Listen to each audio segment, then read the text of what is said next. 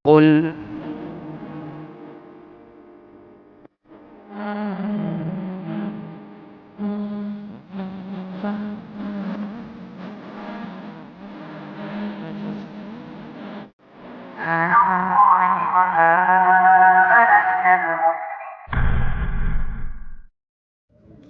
Bismillahirrahmanirrahim. Assalamualaikum warahmatullahi wabarakatuh. Waalaikumsalam warahmatullahi wabarakatuh. Innal hamdalillah nahmaduhu wa nasta'inu wa nastaghfiruh wa na'udzu billahi min shururi anfusina wa min sayyiati a'malina. May yahdihillahu fala mudilla lahu wa may yudlil fala hadiya lahu. Wa asyhadu an la ilaha illallah wahdahu la syarika lah. Wa asyhadu anna Muhammadan abduhu wa rasuluh. Allahumma shalli ala nabiyyina Muhammad wa ala alihi wa man tabi'ahum bi ihsan ila yaumiddin. Allahumma inna nas'aluka ilman nafi'a wa rizqan thayyiba wa amalan mutaqabbala. Allahumma inna na'udzubika min zawali ni'matik wa tahawuli afiyatik wa fujaati niqmatik wa jami'i sakhatik. Puji syukur kita panjatkan pada Allah Subhanahu wa taala. Salawat dan salam semoga tercurah kepada junjungan kita Nabi Agung Muhammad sallallahu alaihi wasallam. Kita bersyukur pagi hari ini kita bisa berada dalam majelis yang mudah-mudahan diberkahi oleh Allah Subhanahu wa taala, dan pembahasan kita nanti akan melanjutkan pembahasan hadis yang merupakan usul atau bahasan-bahasan pokok dalam ajaran agama kita yang telah disusun oleh Imam Yahya bin Syarif An-Nawawi Asy-Syafi'i di dalam kumpulan hadis Al-Arba'in An-Nawawiyah. Kumpulan hadis Al-Arba'in An-Nawawiyah. Kali ini kita masih melanjutkan hadis nomor 2. Untuk kesempatan kali ini ada 2 lembar buletin yang telah dibagi, yang dimana semuanya dari 2 lembar tersebut akan membahas tentang rukun iman. Secara global nanti kita akan lihat terlebih dahulu dari penjelasan tentang rukun iman secara umum. Lalu nanti ada poin-poin penting yang Bapak Ibu mesti miliki ketika kita ini dikatakan mengimani dari rukun iman yang 6. Jadi ada rincian juga dalam masalah ini yang mesti nantinya kita itu imani. Nah, kali ini kita lihat di lembaran yang judulnya memahami rukun iman. Memahami rukun iman. Sudah ya? Baik, dibacakan terlebih dahulu. Monggo. Memahami rukun iman. Kali ini kita melanjutkan lagi pembahasan hadis Jibril, hadis kedua dari hadis Arba'in An-Nawawiyah karya Imam Nawawi rahimahullah. Sebelumnya yang dikali adalah perihal rukun yang Islam. Yang dikaji ya. Sebelumnya yang dikaji adalah perihal rukun Islam. Kali ini yang dikaji adalah perihal rukun iman. Baik. Kalau sebelumnya dalam hadis Jibril, hadis nomor 2 ini hadis yang panjang dalam hadis Arba'in Nawawiyah. Diriwayatkan dari sahabat Umar, menceritakan tentang rukun Islam, rukun iman, lalu tentang ihsan, tentang tanda-tanda kiamat, dan juga nanti adab-adab diajarkan dalam hadis ini. Nah, Bapak Ibu, pada kesempatan sebelumnya rukun Islam telah kita bahas, namun nanti pembahasan detailnya itu nanti kita akan temukan pada hadis nomor 3. Pembahasan detailnya nanti pada hadis nomor 3 dari sahabat Abdullah bin Umar dari riwayat Bukhari dan Muslim. Kali ini secara umum rukun Islam telah kita lewati, kita lompat ke pembahasan rukun iman. Lihat terlebih dahulu hadisnya, lanjutan dari hadis. Lanjutan dari hadis Umar bin Al-Khattab radhiyallahu anhu. Selanjutnya ia berkata, "Hai Muhammad, beritahukan kepadaku tentang Islam." Rasulullah sallallahu alaihi wasallam menjawab, "Islam itu engkau bersaksi bahwa tidak ada sesembahan yang berhak disembah selain Allah, dan sesungguhnya Muhammad itu utusan Allah. Engkau mendirikan sholat, mengeluarkan zakat, berpuasa pada bulan Ramadan, dan mengerjakan ibadah haji ke Baitullah jika engkau mampu melakukannya." Baik. Jadi yang pertama ini jelaskan tentang Islam. Nabi SAW ditanya tentang Islam itu apa? Islam itu adalah antasyhadu alla ilaha illallah wa anna Muhammad Rasulullah wa tuqimas shalah wa tu'tiyaz zakah wa tasuma ramadhana wa tahujjal baita in istata'ta ilaihi sabila. yaitu engkau bersaksi bahwasanya tidak ada sembahan yang berhak disembah selain Allah dan Muhammad adalah utusan Allah.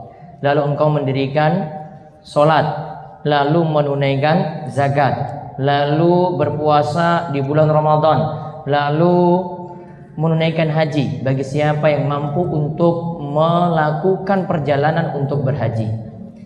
Nah, sekarang lihat kalimat selanjutnya. Orang itu berkata, engkau benar.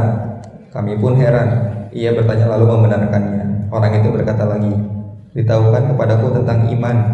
Rasulullah SAW menjawab, engkau beriman kepada Allah, kepada para malaikatnya, kitab-kitabnya, kepada para rasulnya, kepada hari kiamat, dan kepada takdir baik maupun yang buruk. Orang tadi berkata, engkau benar. Taib. Tadi kan sudah ditanya. Jadi orang ini tidak ada yang kenal sama sekali. Kita sudah bahas dalam hadis sebelumnya. Tidak ada yang kenal sama sekali. Kemudian dia tanya tentang Islam pada Rasul Shallallahu Alaihi Wasallam. Rasul jawab, Islam seperti ini, seperti ini, seperti ini. Lalu orang yang nanya ini katakan, jawab lagi, engkau benar. Kan heran, di sini yang tanya kok malah jawab engkau benar. Berarti seolah-olah itu ngetes Nabi. Nabi ini benar jawab atau enggak? Ya, seolah-olah seperti itu.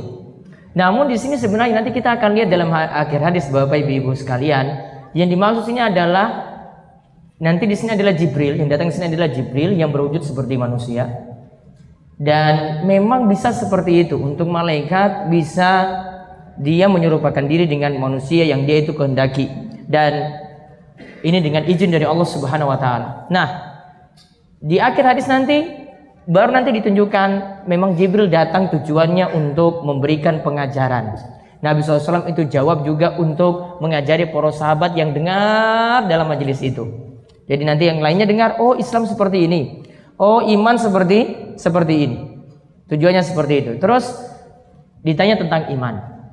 Antu'mina billahi wa malaikatihi wa kutubihi wa rusulihi wal yaumil akhir wa tu'mina bil qadari khairihi wa syarri. Dikatakan iman itu adalah dengan rukun iman yang kita kenal. Antu'mina billah, engkau beriman kepada Allah.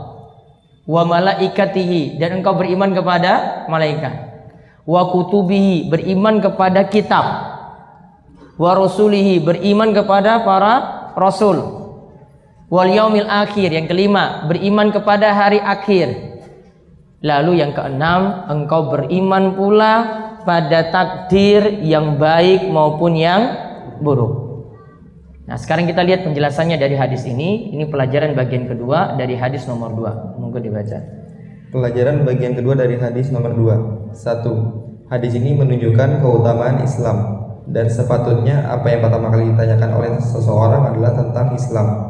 Oleh karena itu, ketika Nabi SAW hendak mengirim para utusan untuk berdakwah kepada Allah, beliau memerintahkan mereka untuk memulai dakwah tersebut dengan persaksian La ilaha illallah wa anna Muhammadar Rasulullah. Tidak ada sesembahan yang berhak disembah selain Allah dan Muhammad adalah utusan Allah. Di sini menunjukkan Islam ini ditanyakan terlebih dahulu daripada iman. Islam lebih dahulu ditanyakan, menunjukkan keutamaan Islam. Dan setiap kali orang yang mau berdakwah itu tidak langsung memerangi. Jadi ketika dakwahi orang kafir itu tidak boleh langsung memerangi. Namun yang dia lakukan di sini adalah pendekatan dulu dengan dia jelaskan apa itu Islam. Jadi ini pentingnya, yang menunjukkan Islam itu mengajarkan kita itu untuk bersikap lemah lembut. Ketika mau dakwahi orang, ngajarkan dulu sebelum itu diperangi. Kalau di masa Nabi SAW terjadi seperti itu. Jadi dakwahi dulu. Ini loh Islam seperti ini, seperti ini, seperti ini. Nanti kita akan lihat di hadis-hadis berikutnya lagi. Di hadis nomor 7 atau hadis nomor 8 nanti akan menjelaskan. Hadis nomor 8 nanti menjelaskan tentang Islam itu nantinya akan memerangi orang-orang yang tidak mau bersyahadat, tidak mau mengerjakan sholat. Namun di situ nanti ada ketentuan-ketentuan yang nanti syariat kita itu akan menunjukkannya. Yang kedua, 2. Rukun Islam itu ada 5, sebagaimana disebutkan dalam hadis ini, dan dikuatkan pula dengan hadis Ibnu Umar radhiyallahu anhu pada hadis nomor ketiga dari kumpulan hadis Al-Arba'in An-Nawawiyah. Baik. Jadi nanti di hadis nomor 3 baru kita nanti bahas secara lebih lengkap mengenai rukun iman. Terus 3. Keutamaan sholat dan bahwa sholat didahulukan sebelum rukun-rukun lainnya setelah 2 kalimat syahadat. di sini disebutkan keutamaan sholat karena sholat itu disebutkan setelah 2 kalimat syahadat. Dan istilah yang digunakan di sini mendirikan sholat. Coba lihat nomor 4. 4. Anjuran untuk mendirikan sholat dan melaksanakannya istiqomah atau terus menerus, dan sholat termasuk salah satu rukun Islam. Coba lihat di sini dikatakan mendirikan sholat. Ingat ya, kalimatnya bukan mengerjakan sholat, namun kalimatnya itu mendirikan atau menegakkan. Ini 2 istilah yang berbeda. Kalau dalam bahasa Arabnya mendirikan atau menegakkan itu diistilahkan dengan watukima, tukim. Itu namanya mendirikan atau menegakkan. Kalau mengerjakan, istilah bahasa Arabnya itu taf'alus sholah, mengerjakan sholat. Ada perbedaan nggak di sini? Ada. Kalau mau mengerjakan sholat gampang, gerakannya super cepat saja. Ya, rukunya Allahu Akbar, sami Allahu liman hamidah, turun sujud, ya Allahu Akbar lagi, terus gerakan aja. Gak usah pakai lama-lama di situ. Yang penting sudah penuhi. Saya rukuk, bangkit dari rukuk, sujud cuma nempel saya sebentar. Nah, itu namanya mengerjakan. Namun di sini diistilahkan dengan apa? Mendirikan atau menegakkan sholat. Berarti harus ada syarat yang dipenuhi, harus ada rukun-rukun yang dipenuhi, harus ada sunnah-sunnah sholat juga yang dikerjakan, pembatal-pembatalnya juga dijauhi. Itu nanti secara lebih lengkap Nabi SAW sudah ajarkan. Tinggal nanti para ulama itu bagi-bagi nanti. Ini nanti masuk rukun, ini masuk sunnah, ini masuk pembatal, ini masuk syarat. Berwudu itu masuk syarat, rukun atau sunnah wudu, sunnah sholat. Berwudu masuk apa? Rukun, sunnah atau syarat? Syarat. Apa bapak? Kok beda pendapat di sini? Beda pendapat. Nah, khilafiyah dalam masalah ini. Apa cuma yang di Masjid Nurul Hidayah ini aja yang khilafiyah ini? Apa masuk apa? Perbedaannya syarat dan rukunnya Bapak Ibu-ibu. Ini saya ngulang pelajaran SD lagi loh ini. Syarat dan rukun bedanya. Syarat itu di luar sesuatu, rukun itu di dalamnya. Saya ulang, syarat itu di luar sesuatu, berarti belum lakukan sholat dulu. Kalau rukun, rukun itu di dalamnya. Berarti kesimpulannya apa tadi? Syarat. Masuk apa ini? Wudu. Syarat apa rukun? Syarat. Alhamdulillah sudah paham. Saya ulang tadi, syarat berarti apa? Di luar sesuatu. Contoh selain wudu, nutup aurat, menutup aurat. Syarat apa rukun? Syarat. Harus ada dulu sebelumnya kan? Iya kan? Namun dia pertahankan dalam sholat. Namun kan harus nutup dulu sebelumnya. Gak mungkin di tengah-tengah sholat baru yang ibu-ibu pakai mungkena pakai ruku tengah-tengah sholat, gak boleh. Ya, harus ada sebelumnya dulu. Menghadap kiblat juga kan? Harus ada sebelumnya dulu, baru dia takbir Allahu Akbar sudah menghadap kiblat.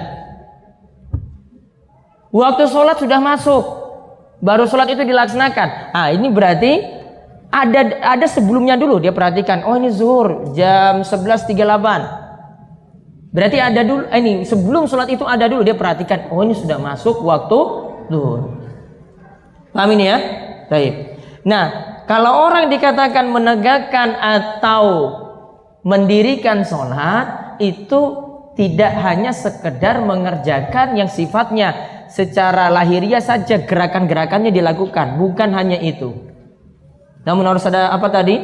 Syaratnya, rukun. Terus rukunnya, terus ada sunnah sholatnya, juga jauhi pembatal-pembatal sholat, menjauhi juga yang namanya makruh-makruh sholat. Ini pelajarannya detail nanti di pelajaran fikih sendiri. Tadi ada rukun, sudah saya sebut tadi contohnya. Syarat sudah. Terus ada rukun. Contoh rukun apa? Takbiratul ihram. Ada situ Al-Fatihah. Baca surat pendek? Enggak. Sunnah. Berarti kalau imamnya baca qul huwallahu ahad salah namun Al-Fatihahnya benar, sah enggak atau tidak sholatnya imam? Sah. Karena dia cuma cacat dalam sunnah, bukan cacat dalam rukun. Itu penting itu ngaji syarat rukun dan sunnah seperti itu. Nanti kalau dalam mazhab Syafi'i sunnah itu dibagi dua, ada sunnah ab'ad, ada sunnah hay'ah. Mazhab Syafi'i di tanah air kita itu kalau kenal sunnah dalam sholat itu ada dua, sunnah ab'ad dan sunnah hay'ah. Belum pernah dengar ini? Dulu kemana aja?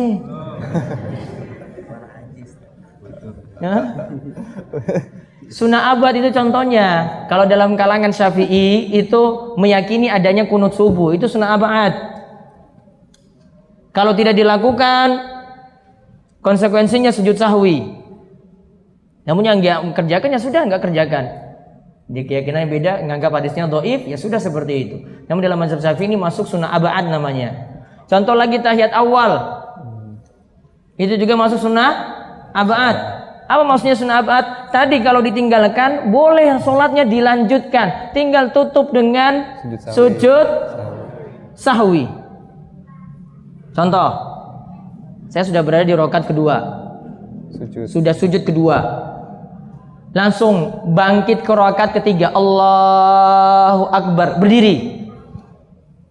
Pertanyaannya, boleh balik atau tidak? Saya sudah tinggalkan tahiyat awal tadi loh. Boleh balik atau tidak? Kalau saya balik sholatnya batal atau tidak? Kenapa bisa batal?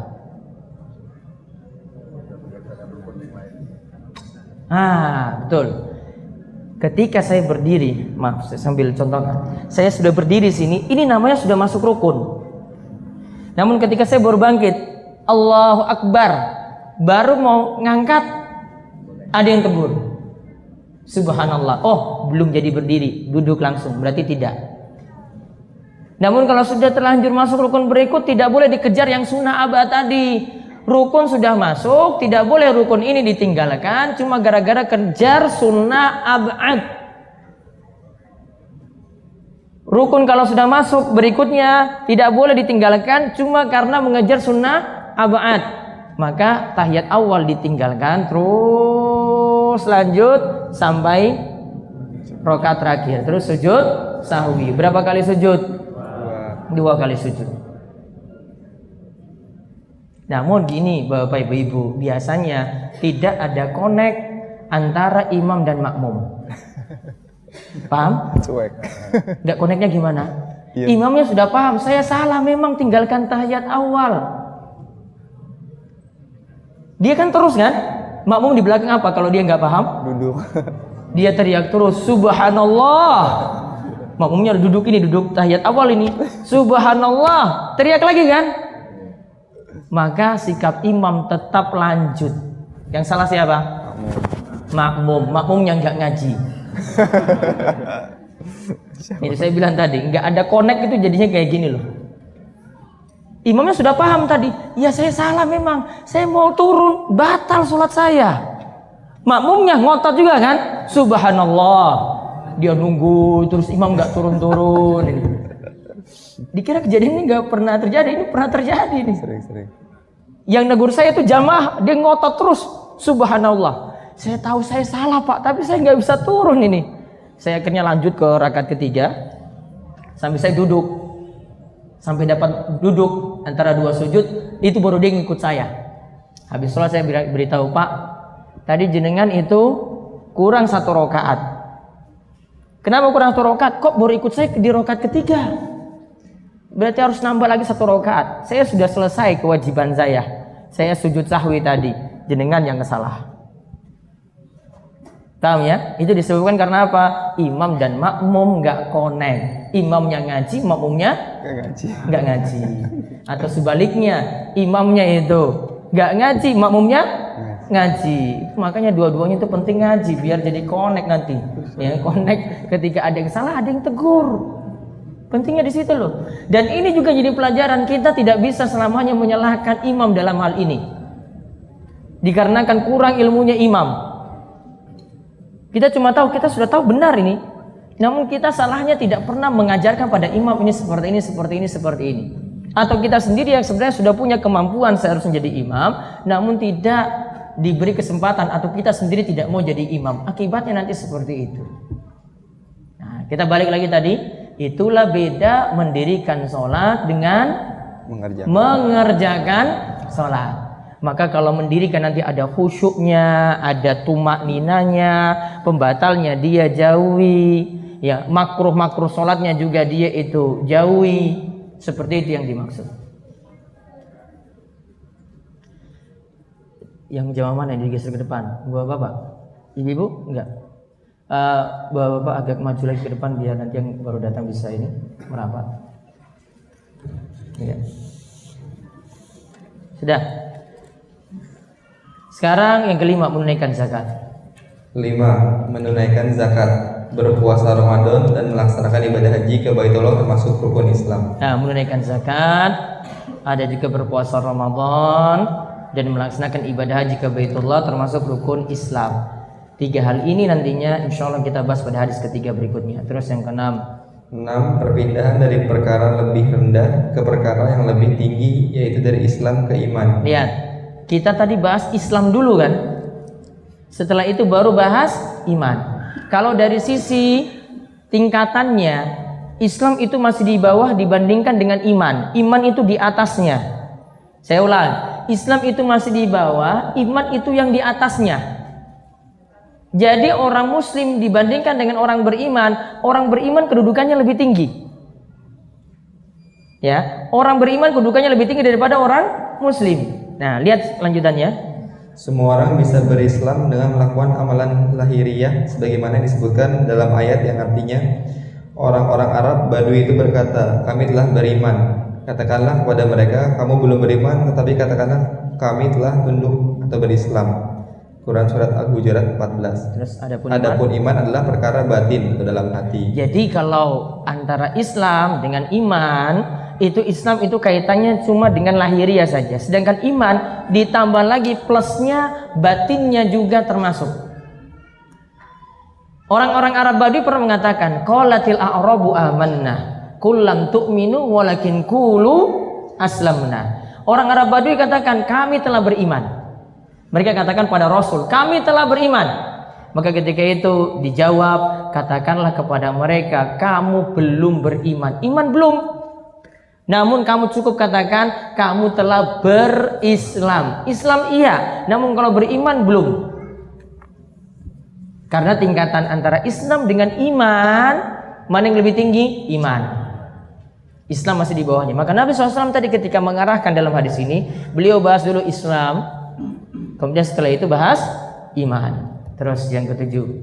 7. Islam dan iman masuk dalam istilah para ulama. Itsajtama'a iftaraqo wa iza iftaraqo ijtama'a. Jika kedua kata tersebut disebutkan berbarengan, maknanya berbeda. Namun jika kedua tersebut disebutkan secara terpisah, maka maknanya sama. Ada kaidah dalam usul fikih, para ulama sebutkan ada istilah seperti ini. Idzajtama'a iftaraqa wa iza iftaraqa ijtama'a. Maksudnya, tadi kan Islam dan iman, ini kan disebutkan dalam satu hadis. Ya. Maka kalau disebutkan berbarengan sama-sama satu tempat, disebutkan berbarengan, maka nanti maknanya berbeda. Berarti Islam disebutkan berbarengan dengan apa? Iman. Maka Islam sendiri, iman itu sendiri. Namun kalau dipisah, Islam di tempat lain penyebutannya, iman di tempat lain penyebutannya, maka maksud Islam dan iman itu sama.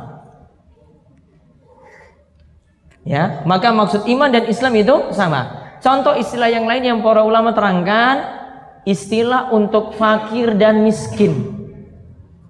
Istilah apa?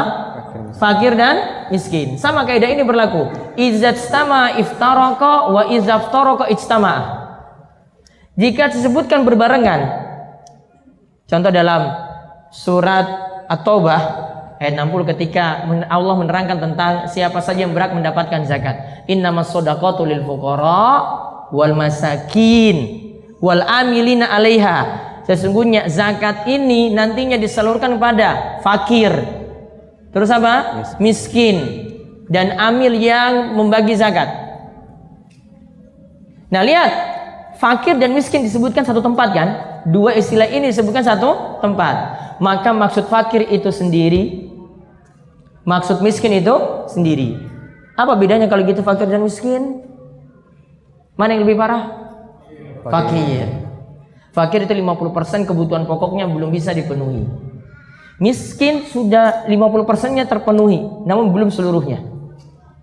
Sehingga tingkatannya fakir dengan miskin lebih parah fakir. Namun lihat di sini, kalau disebutkan berbarengan maksudnya berbeda. Namun kalau disebutkan secara terpisah, fakir itu sama dengan miskin. Nah, ini masuk dalam kaidah atau istilah yang disebutkan sini. Terus, jika Islam dan iman disebutkan bersamaan, maka yang dimaksud Islam adalah amalan lahiriah, sedangkan iman adalah amalan batin atau berupa keyakinan. Kalau Islam itu disebutkan berbarengan dengan iman, Islam itu kaitannya dengan amalan lahiriah. Berarti apa tadi contoh yang kita sudah sebutkan sebelumnya apa? Syahadat. Terus sholat lahiriah kan? Zakat lahiriah. Puasa. Haji lahiriah. Puasa lahiriah kan? Namun kalau iman itu nanti iman kepada Allah, ini amalan batin. Iman kepada malaikat, amalan batin. Iman kepada kitab, amalan batin. Masalah iman di sini. Jadi berbeda antara Islam dan iman ketika disebutkan berbarengan. Islam itu kaitannya dengan amalan lahiriah. Iman itu kaitannya dengan amalan batin. Terus yang ke-8. 8. Rukun iman itu ada 6. Keenam rukun iman ini jika dijalankan dengan benar, maka akan mewariskan kepada pemiliknya kekuatan untuk memohon dalam melaksanakan ketaatan dan rasa takut kepada Allah. Kalau orang punya keimanan yang benar dari rukun iman yang ada tadi, yang 6 tadi, dari iman kepada Allah, iman kepada malaikat, iman kepada kitab, iman kepada rasul, iman kepada hari akhir, sampai iman kepada takdir, ini kalau dijalankan dengan benar, maka nanti ibadahnya pasti bagus. Rasa takutnya pada Allah itu besar. Untuk berbuat maksiat takut pada Allah. Ada malaikat yang mencatat. Gak mungkin dia macam-macam di sini. Kitab berarti kita sudah punya hujah. Allah telah turunkan Al-Quran kepada kita. Kita tidak bisa macam-macam. Kalau nantinya di akhirat kita itu mau berargumen, mau beralasan, saya belum pernah dapat seperti itu, belum pernah dapat ilmu itu. Nah, dijawab, Al-Quran sudah turun. Sudah ada di tengah-tengah kita. Orang Indonesia pun sudah ada terjemahannya. Bisa baca. Berarti sudah jadi hujah.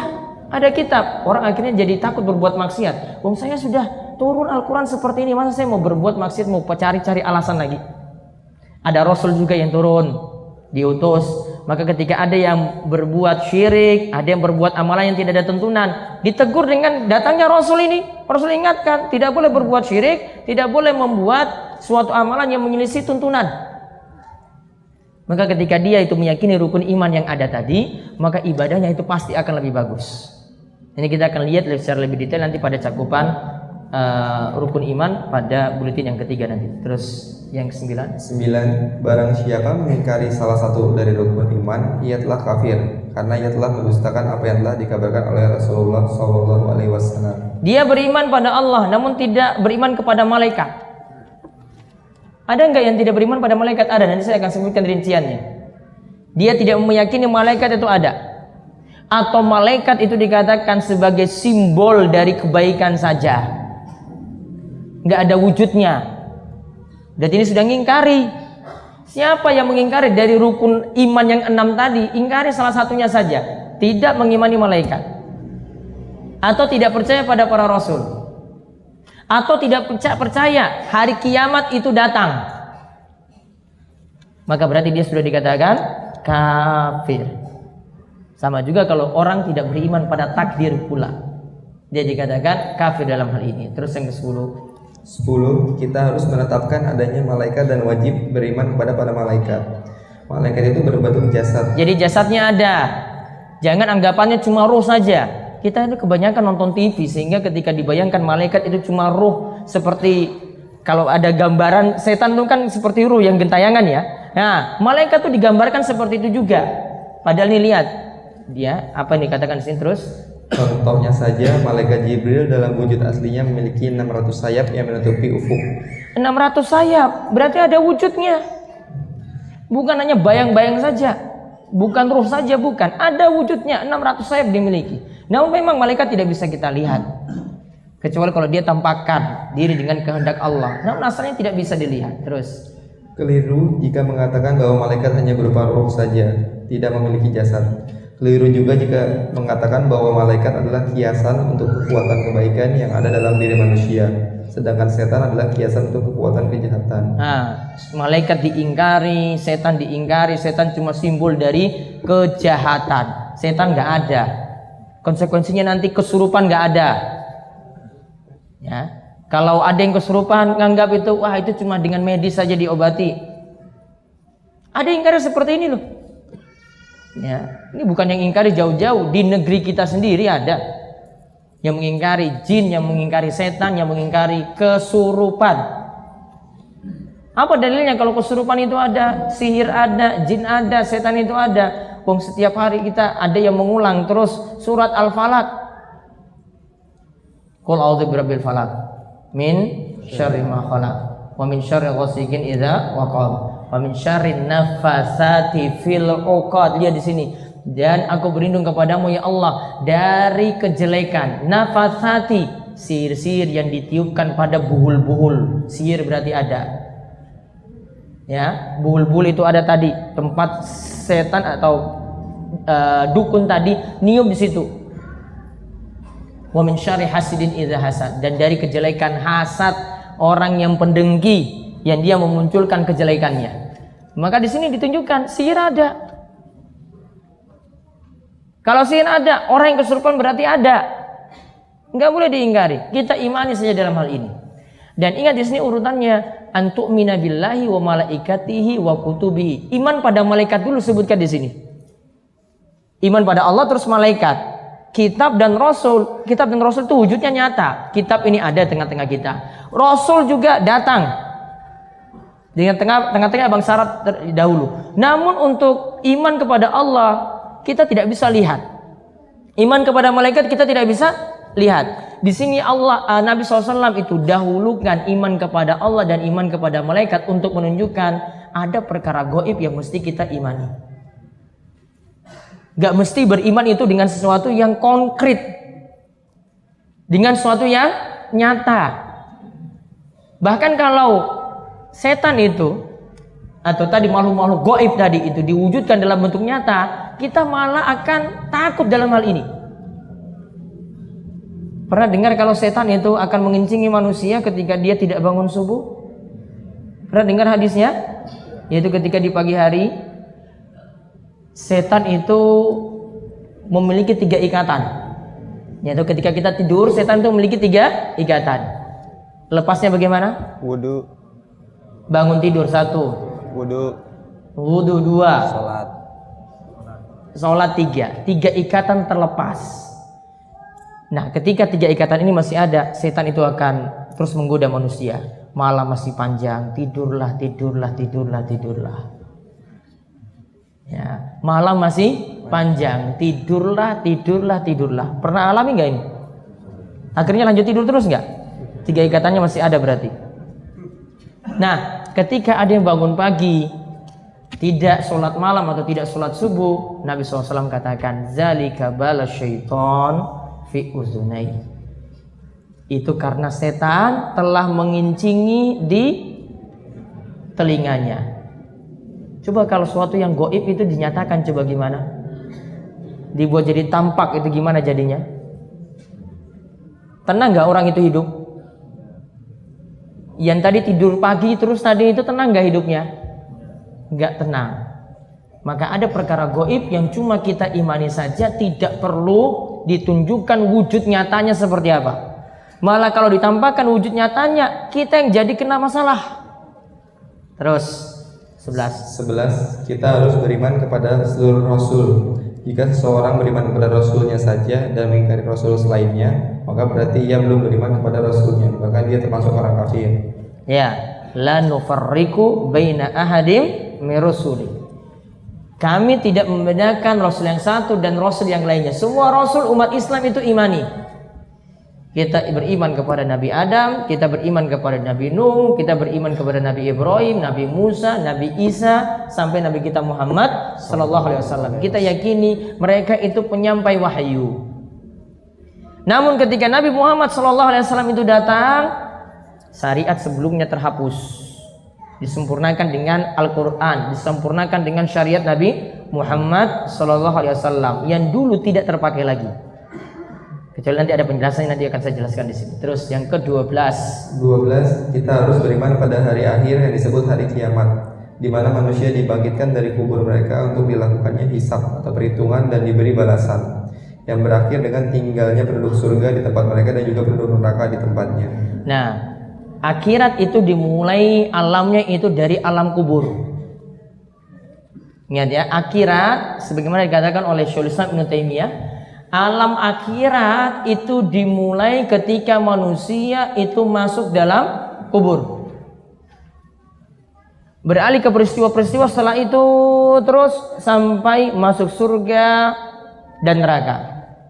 Dan nanti yang sudah masuk surga ketika al-maut itu disembelih, kematian nanti pada hari kiamat itu akan diwujudkan dalam bentuk domba. Ketika penduduk surga semuanya sudah masuk surga, penduduk neraka semuanya sudah masuk neraka, berarti ya tidak ada lagi yang keluar dari neraka. Yang masih punya iman berarti semua sudah keluar. Maka didatangkanlah al-maut dalam bentuk seekor domba, lalu disembelih. Maka dikatakan setelah itu dalam hadis disebutkan, wahai penduduk surga, kekalah kalian di dalamnya.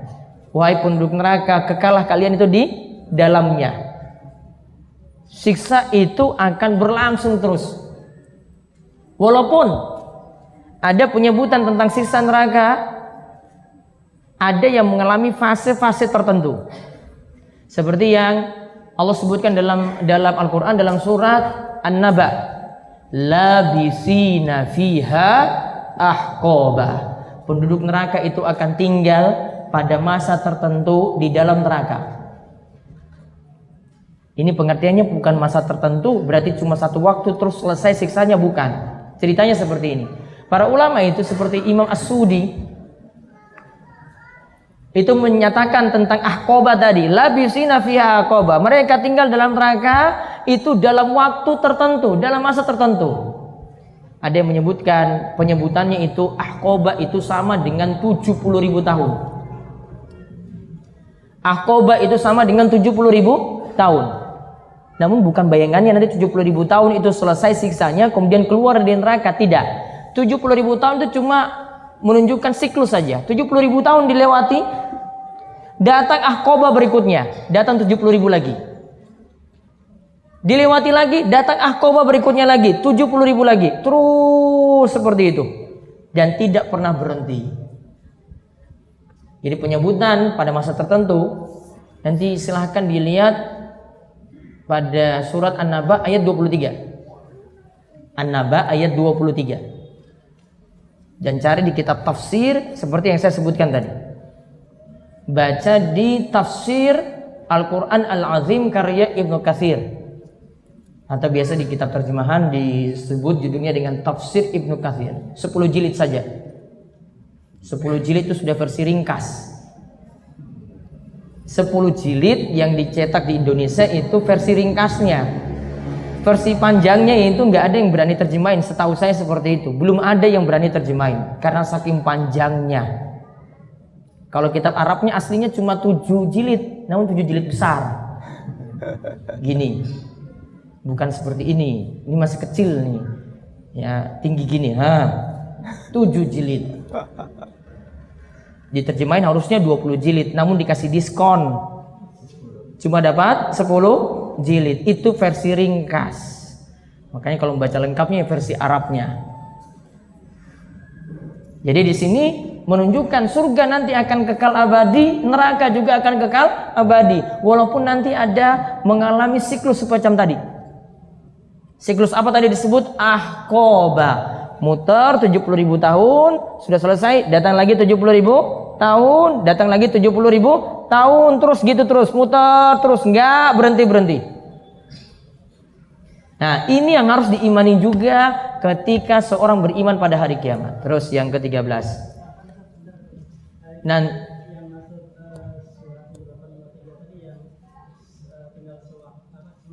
Sementara waktu. Bukan sementara waktu terjemahannya, pada masa waktu tertentu. Ya. An-Nisa, Al-An-Naba ayat 23. Ya. Sip. Terus nomor 13. 13. Wajib kita beriman pada takdir yang baik dan yang buruk. Wajib beriman pada takdir yang baik dan yang buruk. Terus pemahamannya apa takdir yang buruk yang dimaksud? Lihat nomor 14. 14. Takdir itu tidak berisi sesuatu yang buruk. Yang buruk hanya pada yang telah ditakdirkan. Nah, lihat, bedakan ini. Allah berbuat dengan ini takdir yang dirasakan manusia. Ini berbeda ya. Allah berbuat itu semuanya baik. Allah berbuat itu semuanya itu baik. Walaupun nanti Allah akan takdirkan ada yang sakit, ada yang mati. Namun yang manusia rasakan itu baru buruk. Baru sakit, dapat musibah. Kenapa kita katakan Allah itu, semua perbuatan Allah itu baik? Karena Allah tidak mungkin menzolimi manusia. Jadi tidak boleh katakan bahwasanya Allah yang membuat saya sakit, Allah yang datangkan musibah pada saya. Yang jelek-jelek tidak boleh sandarkan pada Allah. Yang jelek-jelek tidak boleh sandarkan pada Allah. Bentuk santun kita pada Allah tidak boleh menyatakan yang jelek itu disandarkan pada Allah, tidak boleh. Sehingga perbuatan Allah kita katakan semuanya perbuatan Allah itu adil, semuanya itu baik. Namun makdurnya, yaitu yang manusia rasakan, baru nanti dia ada yang rasakan baik, ada yang dia rasakan tidak baik, ada yang rasakan jelek, ada yang rasakan susah, ada gelisah, ada sakit, ada mati. Namun Allah yang berbuat bagaimana? Adil bagi Allah, Allah berbuat semacam itu. Sampai pun dalam menciptakan ada setan, ada iblis, ada jin, ada penjahat, ada orang soleh.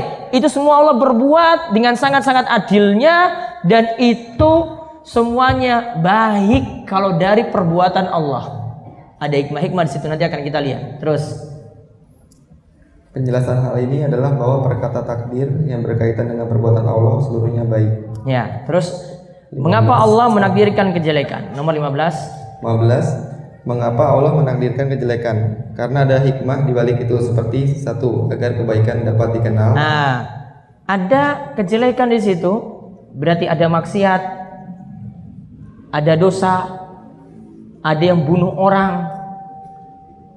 Untuk apa tujuannya? Biar dikenali lawannya.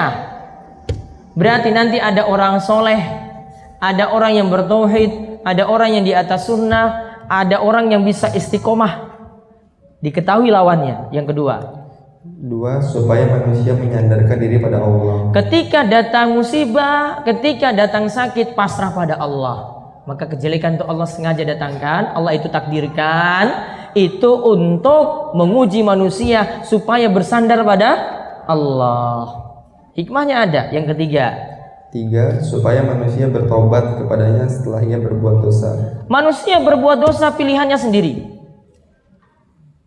Pilihannya atau bukan? Ada yang berzina pilihannya atau Allah maksa? Pilihan. Ada yang bilang Allah maksa? Ada yang nyolong sendal pilihannya atau Allah maksa dia nyolong sendal? Pilihan. Pilihan dia atau Allah maksa? Pilihan dia dulu. Ada yang bunuh orang pilihan dia atau Allah maksa? Pilihan dia dulu. Namun pilihan manusia sesuai dengan takdir yang Allah tentukan, akan bersesuaian. Namun kita tidak tahu takdir Allah yang Allah tetapkan. Ingat, ilmu kita jangan bandingkan dengan ilmu Allah. Ilmu manusia terbatas dengan waktu. Manusia tidak tahu akan datang, nasibnya akan datang seperti apa. Namun Allah pahami itu. Sehingga tidak boleh Allah katakan saya malas-malas ibadah sajalah, saya sudah dijamin kalau saya masuk surga seperti ini. Karena dia tidak tahu nasibnya ke depan seperti apa, maka dia tetap harus beramal di sini. Ilmu manusia berbeda dengan ilmu Allah. Nah, di sini disebutkan kalau orang itu berbuat dosa, berarti dia sudah terjerumus pada kesalahan, diakui itu salah. Ini sudah jadi takdir berarti. Itu sudah terjadi berarti sudah jadi takdir, masuk catatan takdir. Kalau dia tahu ada yang jelek di sini, berarti dia segera bertobat. Bukan ketika dia berbuat dosa, saya berbuat dosa ini sudah jadi takdir Allah. Gak mungkin saya dihukum untuk hal ini. Gak mungkin beralasan seperti itu. Tetap dia tahu ini kesalahan dia, ini dia yang buat salah, itu pilihan dia, dan dia segera bertobat pada Allah. Yang keempat, banyak meminta perlindungan kepada Allah dari keburukan dengan berzikir dan berdoa. Ketika keburukan itu ada, ini menunjukkan kita itu harus banyak-banyak rajin berzikir dan berdoa. Pagi hari Nabi SAW itu ajarkan bacaan Bismillahilladzi la yadurru ma'asmihi syai'un fil ardi wala fis sama wa huwas sami'ul alim. Baca berapa kali? 3 kali. Apa faedahnya? Faedahnya siapa membaca bacaan ini maka dia akan terlindungi dari keburukan sampai sore hari. Dia baca sore hari, petang hari, maka akan terlindungi dari keburukan sampai pagi hari. Berarti dengan zikir, yang keburukan tadi itu bisa tercegah dengan kehendak Allah. Dengan doa, kita minta perlindungan pada Allah supaya dijauhkan dari kejelekan di masa tua. Allahumma inni a'udzubika minal jubni wal bukhli wa a'udzubika an uradda ila arzalil umur wa a'udzubika min fitnati dunya wa a'udzubika min fitnatil qabri. Ya Allah, aku minta perlindungan kepadamu dari jubni, malas ibadah, badannya malas. Bukhl, malas keluarkan hartanya dari sisi finansial yang dia itu malas. Dan aku minta perlindungan kepadamu ya Allah untuk tidak kembali nanti di masa tua keadaan tuanya jelek. Ini doanya itu kan, agar terlindungi dari masa tua nanti yang jelek, sulit untuk ibadah, sulit untuk ke masjid, sulit untuk ngaji. Ini berkat doa ini akan terlindungi nantinya. Dan juga aku minta perlindungan kepadamu ya Allah dari fitnah dunia dan dari fitnah kubur. Fitnah dunia itu cobaan-cobaan di dunia, fitnah kubur yaitu siksa kubur. Ya, maka bisa terlindungi dengan berzikir dan berdoa. Yang kelima, ada maslahat besar di balik kesulitan atau musibah yang menimpa. Karena kalau orang dapat musibah, baru nanti dia itu banyak-banyak ibadah. Dia itu kena sakit, baru dia dekat dengan Allah. Ketika tidak dapat musibah, dia anggap senang terus hidupnya. Tidak mau dekat dengan masjid, tidak mau dekat dengan taman pengajian. Terus terlupa dengan dunia semuanya. Namun ketika dia dapat keburukan, dapat musibah, dapat sakit misalnya, dia sadar ini paling teguran dari Allah. Maka itu hikmahnya tadi ya. Hikmah kenapa ada takdir yang dirasa manusia buruk. Namun semua perbuatan Allah tadi apa? Baik atau buruk? Baik. Tidak boleh katakan perbuatan Allah ada yang baik dan buruk. Enggak. Perbuatan Allah semuanya baik. Namun manusia nanti akan merasakan buruknya. Itu ada hikmah di balik itu semuanya. Berarti terjawab enggak dari sini? Kenapa Allah menciptakan setan? Terjawab enggak? Apa tujuannya? Contoh jelas. Ada setan, tahu nanti ada yang tergoda dengan setan, ada yang tidak tergoda dengan setan. Tahu kenapa Allah menciptakan binatang-binatang yang jahat seperti ular? Wah, kenapa Allah ciptakan ular? Kenapa ciptakan singa? Kenapa ciptakan harimau? Kenapa itu enggak dihapus saja? Bikin susah. Apa tujuannya? Ada zikir dan doa untuk meminta perlindungan dari makhluk jahat. Termasuk juga dalam surat Al-Falaq. Qul a'udzu birabbil falaq min syarri ma khalaq. Dari aku minta perlindungan padamu ya Allah dari kejelekan setiap makhluk. Berarti dari makhluk-makhluk yang jahat termasuk hewan-hewan yang jahat tadi semuanya termasuk. Gitu. Ya, jadi kalau ada yang bertanya-tanya seperti tadi sudah terjawab dengan 5 hal tadi. Yang ke-16, keburukan disandarkan pada makhluk, bukan disandarkan pada Allah. Rasulullah SAW bersabda, kejelekan tidaklah disandarkan kepadamu. Rasulullah SAW mengatakan dalam hadis riwayat Muslim, asyarru laisa ilaik. Keburukan itu bukan disandarkan padamu ya Allah. Keburukan itu bukan disandarkan kepadamu, namun keburukan itu kembali ke manusia sendiri. Dalam hadis qudsi yang lainnya Nabi SAW katakan, "Faman wajada khairan falyahmadillah, wa man wajada ghaira dzalik fala yalumanna illa nafsah." Siapa yang dapat kebaikan, maka puji-pujilah Allah. Namun siapa yang dapat keburukan, bisnisnya gagal, dapat musibah, dapat sakit, sendiri, maka jangan dia salahkan kecuali dirinya sendiri. Tidak boleh salahkan Allah di sini. Ini bentuk santunnya ini. Kalau kebaikan kita sandarkan kepada Allah, banyak bersyukur pada Allah. Namun kalau kejelekan, kembalikan pada diri sendiri. Terus 17, kita tidak boleh menjadikan qada dan qadar Allah sebagai alasan untuk meninggalkan perintah dan melakukan larangannya. Allah telah memiliki hujjah atas kita melalui kitab-kitab yang diturunkan dan rasul yang diutusnya. Dalam ayat disebutkan yang artinya Allah tidak ditanya tentang apa yang diperbuatnya dan merekalah yang akan ditanyai. Quran surat Al-Anbiya 23. La yus'alu amma yaf'alu wa hum yus'alun. Allah itu tidak ditanya apa saja yang Allah perbuat.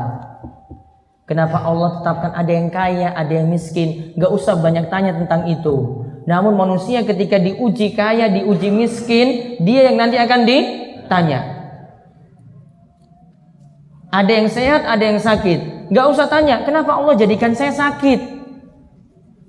Namun apa nantinya yang ditanya? Manusia yang ditanya. Kamu ketika sehat sikapmu bagaimana? Kamu ketika sakit keadaanmu itu bagaimana? Banyak menggerutu, banyak protes ataukah tidak?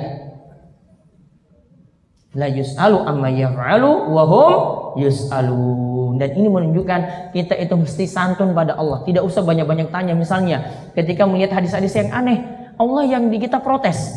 Contoh, pada setiap sepertiga malam terakhir Allah turun ke langit dunia. Ada yang pintarnya kebablasan. Tanya, kalau Allah turun ke langit dunia terus arsnya kosong bagaimana? Itu kan anak-anak pintar keblinger kan? Nah. Ayat ini sebenarnya sudah jawab. Kamu gak usah tanya-tanya tentang itu. Itu kamu menurut batasanmu. Saya pindah dari tempat duduk ini, pindah tempat duduk ke bawah, kursi kosong. Itu kamu. Allah itu Allahu Akbar. Allah itu maha besar, Allah itu azim. Tidak bisa disamakan dengan manusia yang kerdil. Ya, tidak bisa disamakan dengan manusia yang kerdil, nggak bisa. Ayat ini sudah jawab itu. Kamu banyak tanya untuk apa? Kau tanya perbuatan Allah. Terus nanti arsnya kosong bagaimana? Kan banyak nanya, nggak usah. Allah turun ke langit dunia setiap sepertiga malam terakhir dan Allah tetap bersemayam tinggi di atas arsnya. Jawabannya seperti itu. Sudah selesai. Imani saja. Kok bisa? Iya, kamu logikanya nggak masuk, akalmu sempit. Sesuatu yang tidak mungkin dalam logika manusia tetap mungkin bagi Allah. Ya. Jadi ayat ini sudah menjawab la yus'alu amma yaf'alu wa hum yus'alun. Allah tidak boleh ditanya tentang perbuatan Allah. Manusia yang nanti akan ditanya. Kamu sudah sholat apa belum? Bukan balik tanya pada Allah, ya Allah kenapa saya tinggalkan sholat? Kan kebalik pertanyaannya, kamu sudah sholat apa belum? Allah tanya. Bukan dibalik tanya pada Allah, ya Allah kenapa saya bisa tinggalkan sholat ini, saya bisa malas-malasan? Ngapain kamu tanya pada Allah, Allah berbuat kayak begini? Salahmu sendiri. Terus nomor 18. Allah tidaklah memaksa seorang pun untuk mengerjakan kemaksiatan atau meninggalkan ketaatan. Manusia tetap punya pilihan. Ingat kalimatnya, Allah tidak memaksa. Jadi dalam masalah keimanan pada takdir, Allah tidak memaksa. Ya, manusia tetap punya pilihan. Saya mau datang ngaji di Masjid Nurul Hidayah ini, saya datang dari rumah, pilihan saya sendiri. Ada yang dipaksa sini? Ada yang didorong dari rumah? Bangun tidur, terus dipaksa lagi, dorong lagi, terus dorong terus sampai di masjid sini. Ada pilihannya sendiri. Ada yang nggak mau ngaji, pilihannya sendiri juga. Ada yang weekend seperti ini, saya pergi jalan-jalan, pilihannya sendiri juga. Tidak bisa seorang itu katakan bahwasanya saya dipaksa oleh Allah. Kenapa kamu berzina? Allah telah memaksa saya. Saya dipaksakan dengan takdir. Kenapa kamu mencuri? Saya dipaksakan dengan takdir. Boleh nggak jawab seperti itu? Tidak boleh. Karena manusia punya pilihan. Terus kalau ada yang menjawab seperti itu gimana? Saya mencuri, kalau polisi tangkap, terus dia bilang, saya mencuri ini karena Allah yang telah takdirkan saya, Pak. Gimana jawabannya? Polisi menangkap dia bagaimana?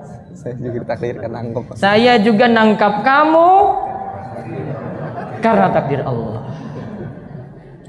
Terus nomor 19. Ada dua macam iradah atau kehendak, yaitu iradah kauniyah dan iradah syar'iyah. Iradah kauniyah adalah iradah yang semakna dengan masyiah atau kehendak yang pasti terjadi. Iradah syar'iyah adalah iradah yang semakna dengan muhabbah atau mahabbah atau kecintaan. Nah, lihat, ini kita bicara masalah kehendak. Soalnya tadi kita telah membahas gimana kalau Fir'aun itu kafir, apakah itu takdir Allah? Gimana kalau Abu Bakar itu beriman, Abu Bakar As-Siddiq itu beriman, apakah itu takdir Allah? Nah, ini terjawab dengan kita pahami iradah ini yang para ulama sebutkan. Iradah itu ada dua, kehendak. Ada yang disebut iradah kauniyah, ada yang disebut iradah syar'iyah. Iradah kauniyah itu artinya kehendak Allah yang pasti terjadi, sama dengan istilah masyiah. Sedangkan iradah syar'iyah itu adalah sesuatu yang Allah cintai, namun belum tentu terjadi. Allah ingin kita ini semua beriman ini. Allah ingin semua warga Bintaro semuanya ngaji. Namun berapa persen yang ngaji? 0,000 sekian persen. Allah ingin semuanya itu sholat, ya kan? Itu iradah syariah dari Allah. Namun terjadi enggak? Semuanya sholat enggak? Enggak. Yang sholat cuma 0,0 sekian persen. Paham ini ya? Itu iradah syariah.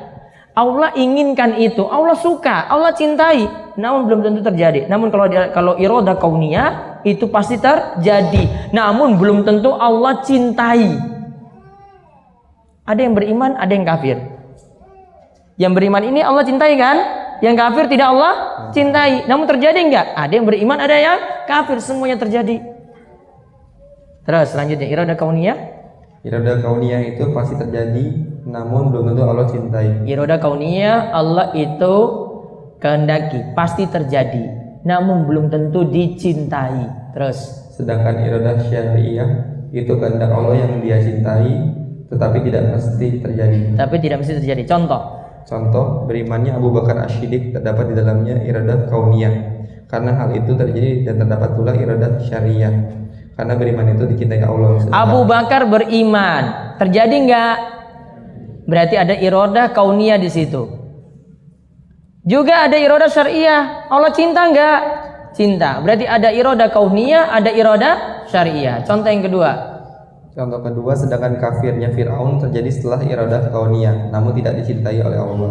Iradah untuk Fir'aun, lihat. Fir'aun kafir kan? Ya kan? Fir'aun itu kafir. Terjadi enggak? Terjadi. Berarti ada iradah kauniyah. Dicintai Allah atau tidak? Tidak. Berarti tidak ada iradah syariah di situ. Sekarang iblis beriman apa kafir? Iblis beriman apa kafir? Kafir. Iradah kauniyah ada enggak? Ada. Terjadi atau tidak? Terjadi. Iradah syariah tidak terjadi. Allah tidak cintai karena dia itu kafir. Contoh yang lainnya, Abu Bakar As-Siddiq kafir. Iradah kauniyah ada enggak? Terjadi enggak? Enggak terjadi. Iradah syariah apalagi? Fir'aun masuk Islam. Ada iradah kauniyah? Tidak. Iradah syariah, iya, Allah inginkan dia masuk Islam, namun tidak terjadi. Paham ini ya? Jadi ada iradah kauniyah, itu pasti segala kejadian yang Allah kehendaki pasti terjadi. Namun ada yang beriman, ada yang kafir, ada yang soleh, ada yang ahli maksiat. Namun kalau iradah syariah itu Allah cintai, namun belum tentu terjadi. Paham ini? Dua hal ini imani baik-baik ya. Jangan sampai jadi orang sesat nantinya ini. Iradah ini kalau tidak dipahami, maka jadi orang liberal. Orang liberal bagaimana? Fir'aun itu bisa dikatakan beriman, karena nggak mungkin Allah ciptakan sesuatu itu buruk. Fir'aun itu harusnya beriman. Dan mereka tetap nuntut Fir'aun tetap beriman. Kenapa? Karena tidak mungkin takdir Allah itu buruk. Karena dia tidak paham irodah sini. Tidak paham tentang masalah takdir. Tidak paham tentang masalah ketentuan-ketentuan tadi. Ya, biasa dipermainkan oleh orang liberal di situ. Wallahu a'lam. Jadi demikian, mudah-mudahan semuanya mendapatkan berkah, mendapatkan kebaikan, dan Allah memberikan kita taufik dan hidayah untuk terus bisa menambah ilmu, memperbaiki diri kita, dan senantiasa diberikan keistiqomahan. Kita tutup dengan doa kafaratul majelis. Subhanakallahumma bihamdika asyhadu an la ilaha illa anta astaghfiruka wa atubu ilaik. Assalamualaikum warahmatullahi wabarakatuh.